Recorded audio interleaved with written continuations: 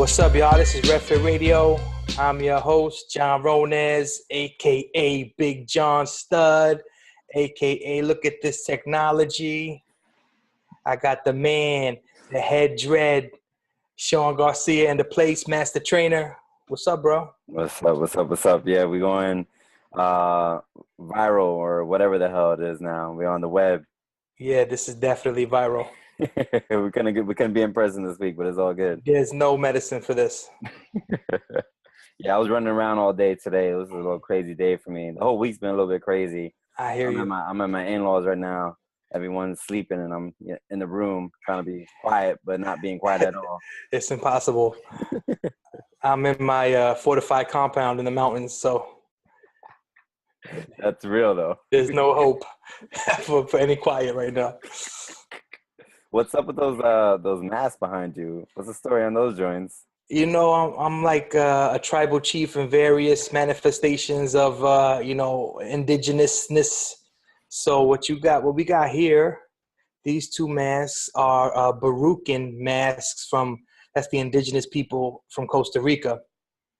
And they're basically like celebratory masks to celebrate the fact that they were not colonized by Spain. So every year they wear masks like that and dance around somebody wearing a bull's mask, and that's supposed to represent their rebellious nature. And I was in Costa Rica with my wife, and I saw these, and they fly. I mean, I got tattoos of them here too somewhere. I don't know. So see them. And then that joint back there is that's the chief, yo. That's I got that in Cuba a few months ago. Nice. It's just a skull and a headdress. So that tattoo is on the way. What you was doing in Cuba? Making trouble? I don't want to talk about it. I don't think I'm allowed to talk about it. You signed the waiver? Yeah, definitely. So you wear those masks on the weekends and shit? Yeah, I definitely wear them when I'm outside and there's randy deer on the property. I just wear the mask. Yo, did you see that crazy video of the deer that tried to run in that lady's car? Nah. She kicked it in the chest to get it out. I feel like I need to look at that. It came out this weekend. It was crazy. I think she hit the deer, just at night. Yeah. And then the deer in like a traumatic state was trying to get into the car. I think she got out of the car to see if the deer was okay, and then it chased her. It spazzed out. And so she grabbed it by the antlers and just kicked it in its face or something crazy. Wow. Yeah, was instinct stuff. Was this a UFC fighter? Is this how they train now? They come into Madison Square Garden. So yeah. Oh, is that 205? That's supposed to be wild, right? That's supposed to be the illest card ever. The card is supposed to be crazy. I mean, McGregor is always gonna pack the house, so McGregor's trying to get that other belt. And then there's I think there's 3 belt fights. I think there's 3 title fights in one card, which is crazy. I don't think that's ever happened. And even the prelims, the undercard joints, even those joints are super good fights. So they definitely trying to do it big for Madison Square Garden. Who's that shorty that looks like that she looks like Macho Man? She's 6'12" and is mad brolic. I don't know. The one that was just that was jumping. They just had a weigh-in or something. I think her last name is Garcia. You try to set me up? No. I'm not making kind of relative jokes. Yo, I'm gonna send you a video. She's like 7'3", yo. Yeah, I haven't been rocking with the UFC as much lately, man. I got beef with their company. Yeah, I hear you, man. They got beef with RevFit, so I got beef with them. So. Oh well, let's go. I could probably take one of the lightweights. I love the fighters, though. Yeah, I hear you. The company sucks. That was Dana White. He's a scumbag, a Trump supporter. Big scumbag. Come on. Yeah. We're not even gonna go there. Did you watch the debate? I did, bro. Not because I wanted to, but I had to. It's such a clown show, man. Yeah, I felt kind of motivated by that joint. Maybe I could be president. It was funny, right? When Hillary was like, "Oh, if you want to just join the debates, just say something ridiculous and you could join the debate." I'm like, that is really the truth. You could just be someone off the street and just say some wild stuff and you're in there. Yo, you know how they used to be like, the Republican Party was all about like that public speak or whatever. What was his name? Karl Rove was like the master manipulator of language, Mm-hmm. and he would find a way to say things in an intelligent way. Like this dude is just totally like reversing that, and is like, how dumb can I actually sound while not only not answering questions but also making the illest faces in the history of face making. Yo, it was kind of inspirational. Did you see that video of all the inhales he had, like the little inhalation noises? Or the cocaine sniffers? Yeah, it was like in a minute long video. Someone chopped up all the sniffs, and son, it's actually therapeutic, yo. It's actually very calming. We're gonna have to put that in the show notes for sure. Yo, for real. It's like weird sounds. Anyway. All right, so let's get to the actual. So today we're actually talking about alternative healthcare products. Speaking of Trump. Speaking of, maybe we could send him a recipe for like the proper fake tan solution, so he doesn't have that orange glow. Oh my gosh. So alternative health measures, health, recipes and such. So I got some questions here, man. You want to get into it? Yeah, just jump into it. Yo, so the first question is from the homie Shirley from Harlem. What up? It's from Facebook. And the question is, what are some alternative products to wash my hair? She also wants to know about toothpaste. So boom. So hair and toothpaste. Yeah. So I mean, I guess we should just open the conversation talking about like, why do we need to even talk about alternatives? Is because a lot of the products that we have out there that we're being pushed as consumers to buy are really damaging for us. And, that sounds like a conspiracy theory, like, oh, how could all this damaging product be legally sold? How is the FDA approving these things? And it really is a lot of big business, a lot of money behind, the kind of stuff that's being pushed towards us. It's, nickel and diamond, pinch your pennies and all that kind of stuff. Because in fact, if we really want to find the stuff that's best for our bodies, for our hair, for everything, it's very easy to access in nature. But of course, that's not good for the bottom line. That's not going to make money for those who need to make the money.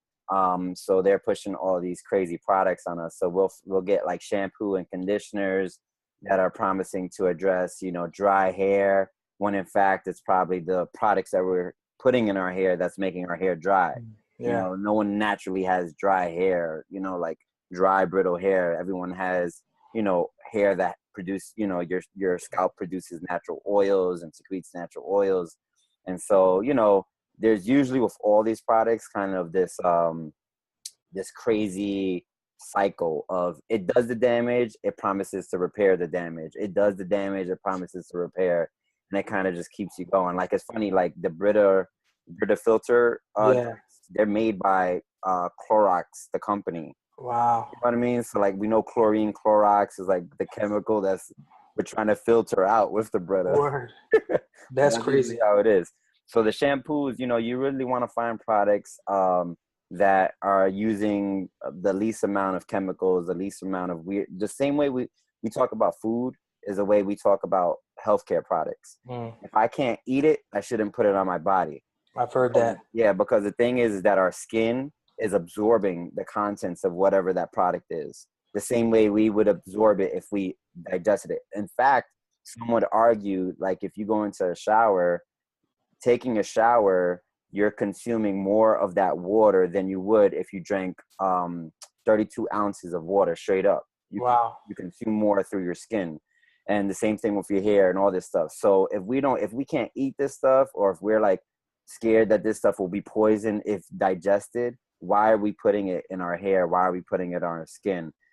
So you can find a lot of, I like to use Dr. Bronner's products. And those are basically like, really Castile soap, right? Yeah. And real simple ingredients, a lot of essential oils, which are going to provide a lot of good oils for your hair and good scent, and also bring healing agents. They're, antibacterial. They'll kill any kind of nastiness you got going on. I obviously have a lot of hair, so it works wonders with my hair. That's all I use. And then I'll put, usually afterwards, I'll put some essential oils after I clean my hair. And also too, you have to be mindful of how often you're cleaning your hair. We kind of talked about this last week, how often you're showering was kind of what we were just about. But it's a real conversation. But definitely with your hair, how often you're cleaning it. There's like people who clean their hair every other day with these products, and they're infusing these chemicals into their scalp, and it's causing a lot of damage. It's messing with the pineal gland, the master gland, and it's no good for us. So yeah, try to keep it bare minimum ingredients, some essential oils. And then in terms of toothpaste, a lot of the toothpastes that we consume have tons of crazy chemicals in it. That's why they like, don't swallow your toothpaste. I mean, you don't want to really swallow your toothpaste because you just, scrape some scum off your teeth, possibly, right. Depending on what you're eating. But, the fact that product that you're putting in your mouth might be bad for you if you accidentally swallow it is probably an indication that you shouldn't be consuming or using that product, and so there's a lot of very simple things you can do. I mean, you could just do like straight up, wet a toothbrush, put some baking soda on that, and, brush away at your teeth, and you're going to get all the benefits you need. But there's all this like claims like you need toothpaste because it strengthens your teeth and all this crazy stuff, when we're seeing the highest levels of tooth decay in human history, even before, back in the days when we didn't even have when they just drank beer. Yeah, exactly. So like modern day dentistry is a sham. There's tons of stuff that they're prescribing to folks that's doing really, really bad stuff to us. So there's a couple of like natural products out there. Some of them though have a lot of even like Tom's, for instance. Tom's has some stuff in there that you don't really want in your body. There's some good products out there that use like a clay based. So clay is actually a great thing to use because clay is great for your skin, but also for your teeth. We could put a link in the show notes with different clay toothpaste that you can use. And those, you can actually consume them afterwards. But the cool thing about them is that not only do they help with cleaning your teeth, but they remineralize and pull out any toxins out of your mouth. Oh, wow. Which is really cool. Yeah, I'm sort of a fan of this stuff. I know we were joking also last week, like, what is this fat dude doing on this health podcast? But I really appreciate this kind of stuff. Like, like I said, I made sunblock for my kids, and it was like all kinds of things that I never even heard of, oils that I never knew, like from things that I never knew even made oil. So I'm definitely geeked up to try to check some of this stuff out. Yeah. I know coconut oil is like a magic oil, and I feel like I think I tried to do that one time, like put coconut oil in my hair and my beard. But, I'm sort of a procrastinator, and also I give up on things sometimes. So I never stuck with it. But I definitely have not been washing my hair as much as I used to, just because I feel like it does dry my hair out more. And I got well water now. So, like, there's a whole bunch of other stuff in my water that's doing some drying out of my skin. So, I'm eager to check some of this stuff out. Yeah, dope.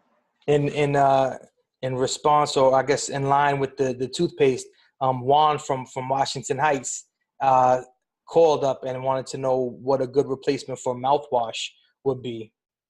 Yeah, so mouthwash, you got to think about what the purpose is of mouthwash. Mouthwash is usually so we can gargle and rinse out anything that might be in between our teeth or in areas that we can't brush, or as a secondary measure after we brush or after we floss, right? It's part of our self-dentistry care, right? And so mouthwash, I mean, some of those mouthwash you put in your mouth and your mouth starts burning. Yeah. That can't be good. I mean, like, it's this whole concept of like killing all the bacteria in your mouth, but there's some good bacteria in there that we want. And you don't want to just be killing all the bacteria in the top of your digestive system. That's not very good, because then when you're consuming foods, you have nothing to deal with those foods that you consume. So really, oil pulling is something that we highly recommend. So this has been coming out lately, like Dr. Oz and all these fools are talking about it, but it's like old school kind of knowledge that if you just put a tablespoon or a spoonful of oil in your mouth. Coconut oil is my preferred oil just because of the taste. I like the coconut taste. And you just gargle and wash it back and forth for 10 to 15 minutes, you know, while you're doing your daily routine in the morning, maybe while you're in the shower, maybe while you're doing something else in the morning. And then you spit it out. Not only is the oil going to help pull any of those toxins out of your mouth and clean your mouth and clean your teeth and all that good stuff, is going to pull, the oil is going to pull all that stuff off your mouth, but it's also going to coat your mouth with this nice oil, which is really healthy to have. Your digestive system should always be coated with some nice natural oil from the environment, from the food you're consuming. So it's great to have your mouth filled with that coconut oil. And like you said, it is like a magic oil. Is antibacterial, all that good stuff. It's crazy. They were saying put that on eczema and in your nose and all this other stuff. So I was like, yo, coconut oil is that shit, basically. That's all we use with the baby. I mean, the baby get a rash, you put some coconut oil, the rash is gone, you know? Yeah, and cooking with it is ill too. Mm-hmm, I was at the doctor a year or so ago, and I guess I just had been sick a lot, like, you know, sinus infection and this and that. And she told me to get some probiotics or whatever. And I was like, yeah, but like, why am I digesting it? And she said, your stomach is like the biggest, like, I forget what she called it, but basically it helps fight off. It's like the largest part of your immune system, basically. So it makes sense that you wouldn't want to put, like, I'm, you know, lazy with this kind of stuff. So I got Listerine for days. You know, I go to the big box spots and I get, you know, gallons of Listerine, and I will chill with that Listerine. And, you know, I get the one that doesn't taste terrible, so I can not feel that burn, but there's definitely still sort of like a sting going on. And it feels like it's getting rid of all the bacteria and the history that was ever in my mouth. And it makes sense now that you say it, that like, you don't want to kill all that bacteria. That's like going to help you, you know, stay healthy. So, well, and also too, if your mouth feels like it needs to get killed off, then you're probably consuming some bad stuff, you know? Yeah, you know, wings all day. So there's a bunch of stuff about oral hygiene. And so Natalie from Inwood hit us up on Facebook, and she said she's been told by every single dentist and dental assistant that she knows that fluoride is important for your teeth and to stop buying the non-fluoride stuff. So what are your thoughts, man? Yeah, so basically, I mean, the whole fluoride hype is that, and this kind of leads back to the water conversation, because fluoride is very high, is very high in quantity in our tap water, which I'll talk about in a bit. But basically, like, you know, fluoride, you know, the concept that this mineral is infused into our water or into our toothpaste to help strengthen our teeth is kind of bizarre, because basically what the fluoride does on the chemical level is this mineral goes into our teeth and kind of fills the little holes, the gaps in our teeth. So it sounds like, oh yeah, it's strengthening my teeth. But in fact, we don't want our teeth to be super hard. If our teeth are super hard, they're more likely to chip. They're more likely to become brittle. We actually want our teeth to be naturally, you know, have a good hardness, but also a tenderness to them, so they have some longevity. They're living organisms. So we don't want to harden our teeth, because that's leaving our teeth at risk for decaying quicker. Mm-hmm. Now, there's some people who are going through tooth decay that a short-term prescription of some kind of fluoride infusion makes sense on that level. But to just talk about everyday infusion of fluoride through your toothpaste is a little bit too much. Especially too, if you're eating good things, like you shouldn't have tooth decay, right? Yeah. If you're doing good things for your mouth and your body, you shouldn't have tooth decay. So there's no reason that you should need the fluoride in your toothpaste. And so this becomes a big controversy. And I know we might freak up a couple people out about this, but, you know, talking about tap water, especially if you live in big cities. So what happens is that tap water, you know, and I consume tap water and I shower in tap water, and I wish I didn't have to. And I wish, you know, I was closer to, you're pretty close to, not to blow your spot up, but you're pretty close to some natural springs. Yeah. So you should start looking into doing a monthly trip out to a spring, go for a hike, collect your own water, forage your own water. The natural springs are the way to go. But basically, the tap water that we're getting is infused with tons of chemicals, stuff that can't be filtered out, right? So most of the chemicals are coming because we're such a highly medicated society now. We have so much prescription drugs in us. And so when we consume these prescription drugs and then we urinate, that water that we're urinating into gets recycled through one of these plants, right? These recycling plants in the major cities especially, and we reconsume that water. So a lot of the tap water that we're consuming is formerly used water. And that's really hard for us to understand. And especially in the major cities, there's a lot of this recycling process that's happening. So we're getting all those chemicals that our society is, you know, all those medications and everything are coming into our bodies, all those hormones, all those bad things are coming into our body via our tap water. And then also too, there's 2 deliberate chemicals that are placed into our tap water. We have chlorine, right? Chlorine's this whole thing like, oh, let's kill all the germs. Basically, that's this attempt by these filtration plants to basically make the water drinkable in the short term, right? Chemical free, non-toxic. You know, if you talk to my friends from the the EPA, right? Environmental Protection Agency or whatever, they're like, oh, drink tap water, it's great for you. And they set up these stations in New York City, and I'm sure in other states, where they're like, drinking tap water is the greatest thing. This is water that's just barely made it past like being minimal requirements kind of thing. And this is like what we're, you know, so it's not doing short-term damage per se, but the long-term effects of consuming tap water is really, really drastic. So we're getting all this chlorine into our body. We're basically taking showers in pool water every day. So that's why, you know, taking showers all the time, so many times, is actually really bad for you. And we'll talk about alternatives to showering, because we don't want people to think that we're just stinky kind of hippies. Hey, ain't nothing wrong with being a stinky hippie. There ain't nothing wrong with it, for sure. But you don't have to be a stinky hippie to be healthy. Yeah. So go ahead. When you were talking about like urinating in the water and the water being treated and sort of reconsumed, I know that sounds nasty, but you know, that's just the reality of it. Another thing that I remember hearing about was a lot of the prescription medications that people use that, you know, no longer want to use, or, you know, whatever, they're healthy or whatever, they don't need them anymore. They dump them down the toilet. And that is creating a real hassle or a real huge, you know, health concern for big cities, you know? So, I mean, that's got to be part of what you're talking about, though, these chemicals that sort of can't be filtered out, and maybe people don't even know that that's what they're consuming. That's right. And, you know, a lot of, the issue with water in this world is not that we don't have enough water. There is a water crisis, but it's not because we don't have enough water. We have tons of water. We're good on water. It's just we have no clean water. We are limited access to clean water. And especially in big cities where there's a lot of people living, shitting, pissing, dumping, wasting a lot of water, we're having big issues of clean water. So, there's a lot of work to be done to clean the water up, but it's just stuff we have to be mindful that we're consuming and we're ingesting. And the other thing that's in the water is the fluoride, right?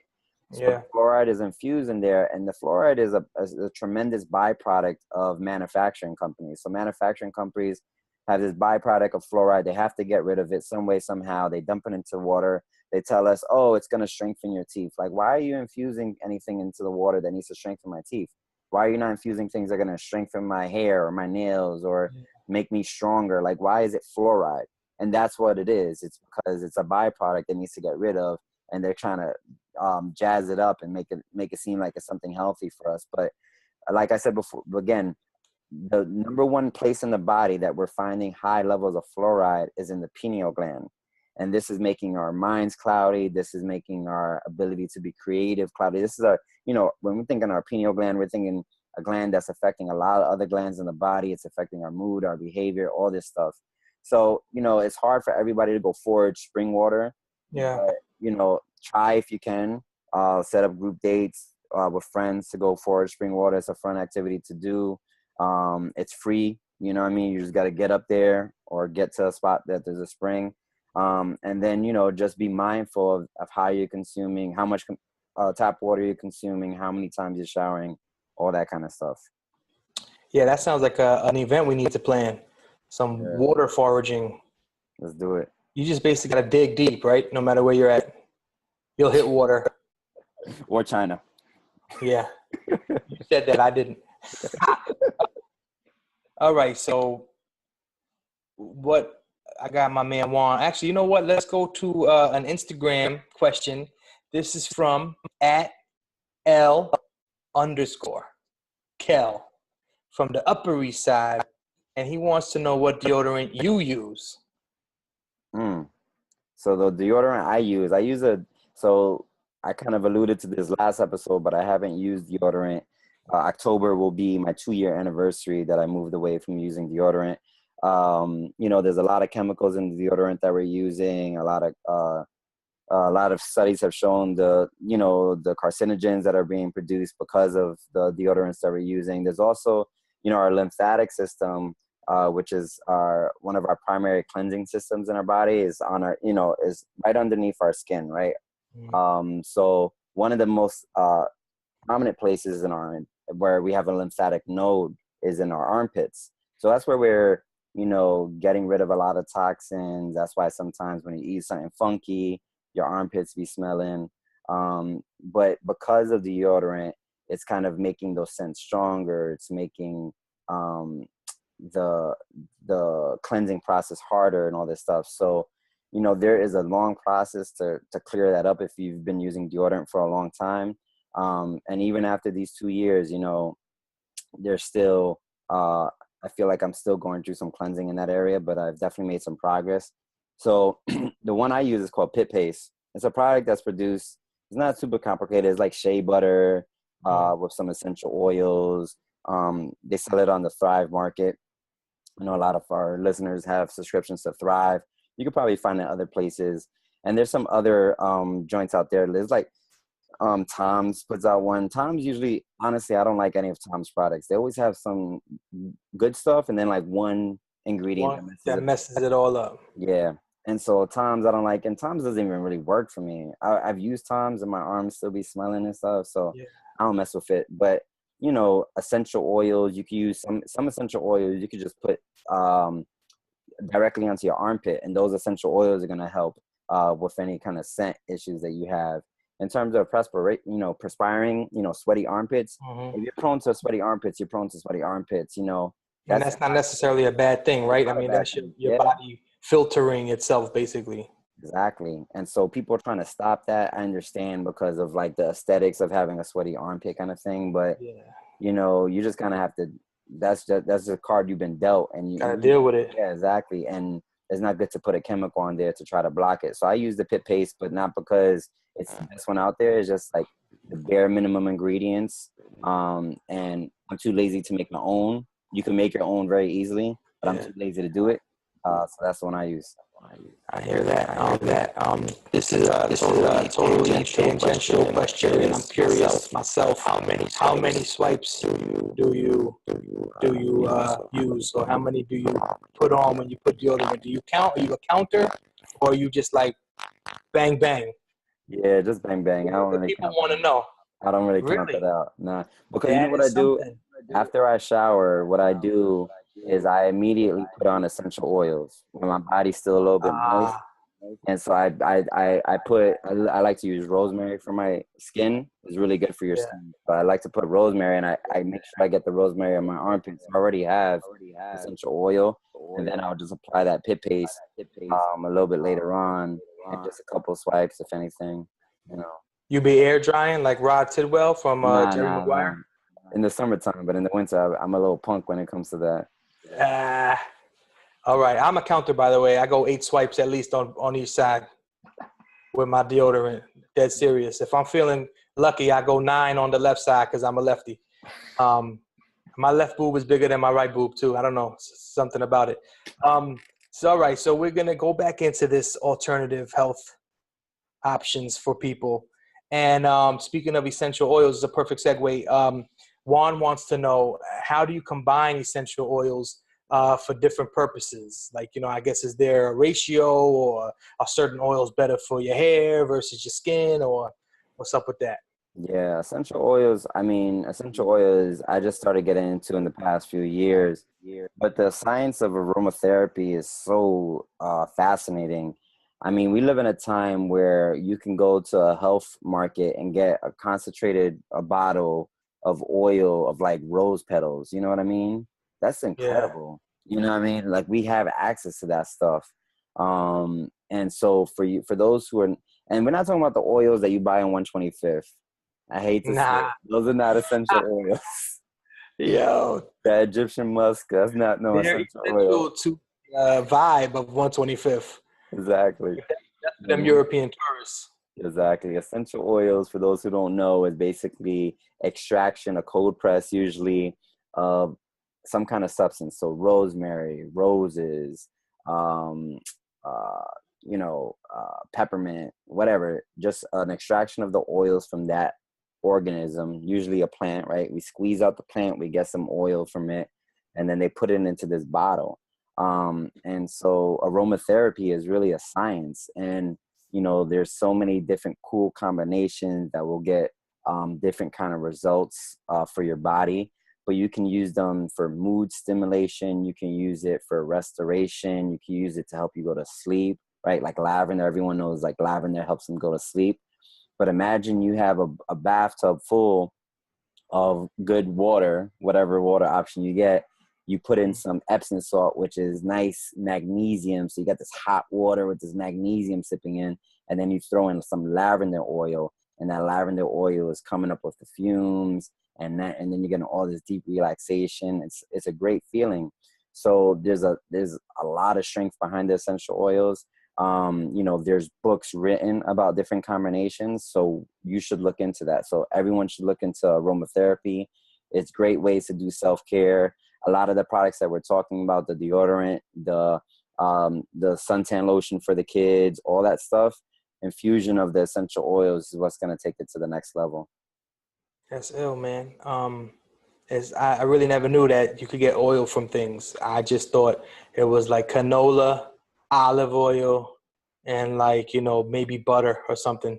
But then like rosemary oil and like rose petal oil, that's just 2016, yo. I know this is like throwback science, but to you talk about that compressed jar, like, it's the type of joint where you got to use one drop in a whole tub. That's how powerful it is. Exactly. And they're not super expensive, you know what I mean? I mean, you buy a bottle of like lavender or peppermint oil, or eucalyptus oil, whatever, and you get it for like $10-15, and that sounds like a lot because it's a small little bottle, but like you said, you're only using a drop or two. And then you mix the oils with carrier oils. So the carrier oils are like your coconut oil, your jojoba oil, that's the jojoba or whatever, it's jojoba.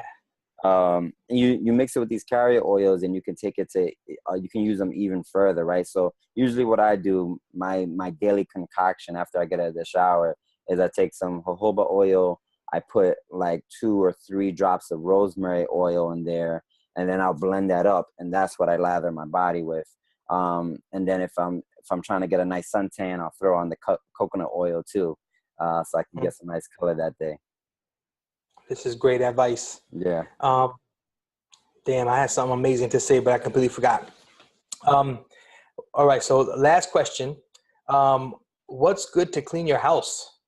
I think this is a great question because I know with the little ones, when they came around, we were looking for healthy alternatives. We didn't want the Clorox smell and none of that. So if you want to clean your house, I mean, what's available out there? So this is important. I mean, like you said, being mindful of kids is important. You want to find products that are more natural, that are chemical free. This is super essential. You might think, oh, it's my house.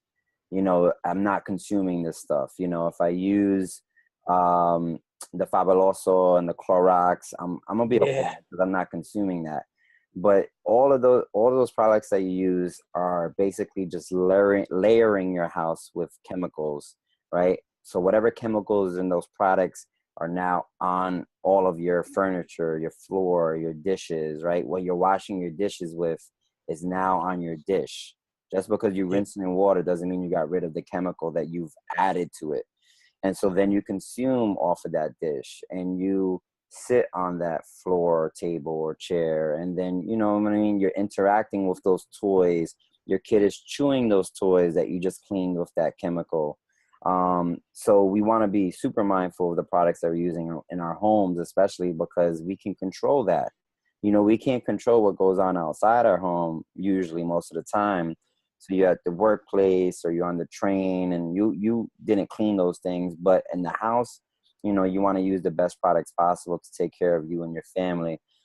So, you know, get rid of the Clorox bleach if you can. Get rid of the Ajax that you've been, you know, using on your bathtub and toilet bowl since, you know, you were 2 years old. Get rid of all that stuff and start looking for some good products. There's a lot of good products out there, so I won't say one above the other, but just make sure you're looking for, you know, the natural ones that have the essential oils and the stuff that we've been talking about all of this call. Yeah, you know what's crazy is like marketing is powerful, and like they spend a lot of money and like totally plant seeds to manipulate you. It's like the Matrix and Inception. I saw a commercial from Clorox where they were talking about like your house ain't clean unless you got that Clorox smell. Like if you smell Clorox, you know it's clean. And I was sitting there like, damn, they're right. Like, yo, I gotta go get some Clorox. And I was like, yo, I can't believe how much just fell for that. Like, these people are nefarious, man. They do whatever to sell their products. It's crazy. I mean, they ain't lying, though. If you use Clorox, you're definitely going to kill You're everything. killing everything. Yeah. But you're also killing you. Like your own. Yeah. So it's like a catch-22. Yeah, like in fact, you know, most times I don't even use, like, I don't use conventional soaps, right? We talked about how I use, like, the Dr. Bronner's. But even, like, in public spaces, I try, like, to rinse my hands with hot water. I try not to use the soap that I'll find in public spaces. But, like, you know, that's because I've been studying this stuff for a while. So I don't want people to, like, be listening to us and be like, oh, my God, I'm never going to take a shower again. I'm never going to, you know, don't get, you know, crazy about it like that, but you should start learning more about it and understanding how this stuff is affecting your health, right? Like we said, most of the stuff is coming into your skin, but also it's going into your bloodstream, is affecting your hormones, and it's having big effects on your overall health. And if you're trying to make these moves, like we say, you know, baby steps, you know, if you can't be sitting there mixing oils or whatever, do it on the weekend, one day. You know what I'm saying? Do it on Sunday. Get your vibe on, relax, light some candles. Maybe not near the oil because that sounds flammable, but you know, do that one day a week and see how that works for you, and then just see if you can, you know, progress from there. That's right. And you can actually, like, you know, I mean, it's fun. It's fun stuff to be making these concoctions and making these DIY projects. So stuff you could do with the family, it's stuff you could do with your spouse, your loved one. It's also stuff you could do with your homies. So I know that sounds kind of weird, but if you're just chilling in the crib, you know, drinking or whatever, like, yo, let's just make some crazy, like, you know, product. Yeah, exactly. They must have a nutcracker version of some essential oils. Oh, I'm if sure they don't have it, we got to make it. I'm making a video with the homies this week. I swear, I keep talking about videos. I'm gonna make some videos for y'all, for the people. We gotta do it. You know, we gotta do like all these dope ass juices and then just lace them with like tons of tequila. Oh, I like that. That's the best alcohol to drink, I heard. That's right, the agave. So, yeah. How was the event last Sunday, yo? Oh yeah, so last Sunday we had that event where it was like a wellness day where we were you know, giving out samples of green smoothies. We were doing free assessments for the community. We had a great turnout. The biggest thing about it was we were launching our new massage services out of our East Harlem studio. So it was great, man. In fact, I think our massage therapist that we just brought on is actually at capacity. You know, there was so many people who were interested in the services and the fact that we were providing them at a, you know, a lower than average cost, because that's what we're about. And, you know, people were wondering too, you know, like, how does the massage therapist make money if it's so cheap? And not to put, you know, everyone's business out there, but just so people understand our motto is that we actually, as an organization, take a very small percentage of our service providers' earnings. So say, for instance, you did a massage at a regular boutique and they're charging you $100. Out of that $100, the massage therapist themselves is probably seeing 30 to 40 of those dollars. You know what I mean? So it's usually like a 60 or 70% that goes to house, which is kind of ridiculous because the house is not providing the service. So we see it in the inverse. So we actually do the opposite. We usually do like an 85% to the service provider a 15 or 20% to the house to just cover costs and to, you know, make sure we all have a roof over our head as a community, and that we can make progress forward. But, you know, it's low cost for our folks, and there's also good earnings for the people who are providing it. So it's a good source of income, livelihood. So it was great, man. It was great to share all that stuff with the community. That's dope, man. Always all about the people, doing it for the people. That's right. So next week we're going to be talking about squats. Everything you ever wanted to know about squats. Are they good? Are they bad? How do you do it? Do you get the J-Lo? That's what I heard. You get the J-Lo if you do the deep squats. I can't do squats. I got bad knees. Yeah, but that might be a myth too. So that's the first question. All right. So send your questions, all social media, #AskRevFit, and we'll talk about squats, answer your questions. Hit us up on the website, revolutionaryfitness.org. Make sure you follow us on YouTube, or just go on, see some videos, subscribe, youtube.com/RevFitNYC. This is all from memory, my brother. Imagine. Yes, sir. Make sure you subscribe. You got to subscribe. Hit us up on iTunes. Follow the podcast. Download the podcast. Whatever it is you got to do to listen to it. And make sure you review it. Make some stuff up. I mean, we're dropping gems here, but talk about how it changed your life, how you took a nap and had visions of a healthy you, and we were running through fields, floating on essential oils. Just say it and go on Yelp and make some stuff up too. It doesn't even matter. Don't make it up. Come by and see us, and then tell about what happened on Yelp. We're just trying to do it, man. Right? We're trying to do it. Yo, I really want to see you rock one of those Costa Rican masks, bro. We gotta make that happen. Those joints is hot. I can't see, bro. This shit is no joke. Handmade, hand painted. Oh, it's beautiful. That's what's up. Yeah. Nice, bro. So I do it for y'all. Thank you. All right, man. So give my love to. Yeah. Likewise. I'll see you next week. Word. Peace. Peace. Nice.